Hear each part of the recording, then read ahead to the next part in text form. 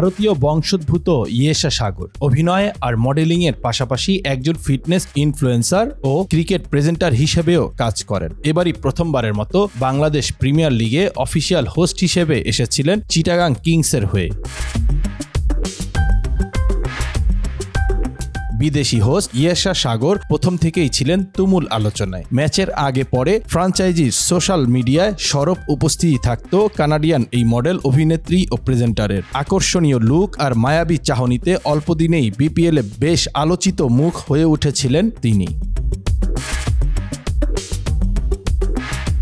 স্টেডিয়ামে খেলা দেখতে আসা ভক্তদেরও তাকে নিয়ে কম উন্মাদনা ছিল না। ইয়েশার নামে প্লাকার্ডে ছেয়ে গিয়েছিল মিরপুর, চট্টগ্রাম কিংবা সিলেটের মাঠ। তবে গেল কয়েকদিন ধরেই এই উপস্থাপিকাকে স্টেডিয়াম কিংবা সোশ্যাল মিডিয়া কোথাও দেখা যায়নি।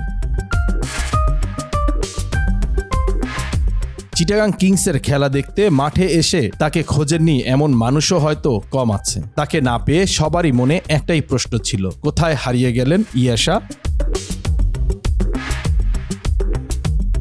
পরে জানা গিয়েছিল লাখো ভক্তের হৃদয় ভেঙে বাংলাদেশ ছেড়ে ফিরে গেছেন কানাডায়, তাও কিনা টুর্নামেন্ট শেষের আগেই। কিন্তু কেন টুর্নামেন্টের মাঝেই চলে গেলেন সেই উত্তর পাওয়া যাচ্ছিল না। অবশেষে জানা গেল সেই কারণও মূলত পারিশ্রমিক নিয়ে ফ্রাঞ্চাইজি কর্তৃপক্ষের সঙ্গে কিছুটা ঝামেলা চলছিল। এমনকি উকিল নোটিশও দিয়েছিলেন চট্টগ্রাম মালিকপক্ষ।